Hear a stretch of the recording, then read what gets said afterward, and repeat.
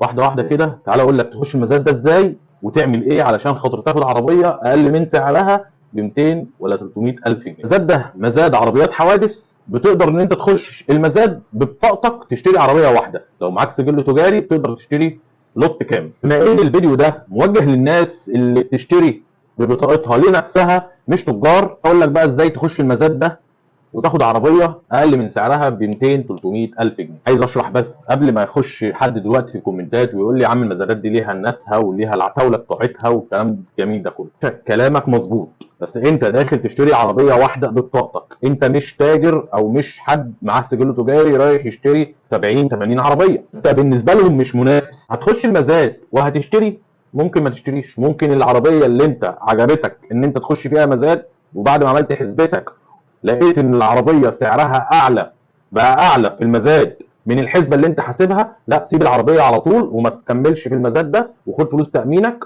وشوف مزاد غيره. اوعى تشتري عربيه من مزاد انت تكون محدد لها مثلا ان انت تاخدها من المزاد ده ب 100,000 او ب 150,000، بص تلاقي حد علق على المزاد وانت تقوم معلي وتاخد العربيه. لا، انت تحط لنفسك رينج لسعر العربيه علشان خاطر العربيه لسه فيها اصلاحات ولسه في مصاريف. فالمصاريف دي كلها انت تكون حاسبها بورقه وقلم ومحدد سعر العربيه دي هتشتريها بكام من المزاد.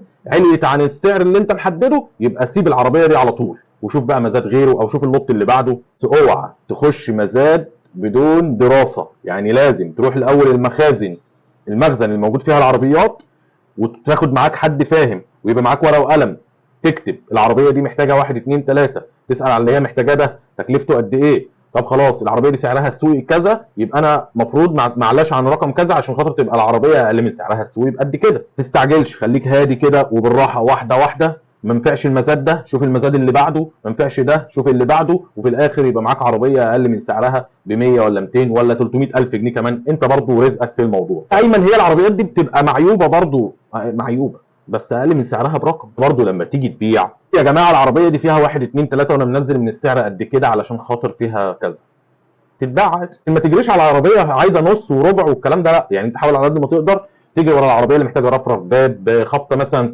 في جنب، الكلام ده كله، زرجينه في شنطه، في حله شنطه، قرن شنطه، تكه بسيطه في فرده شاسيه.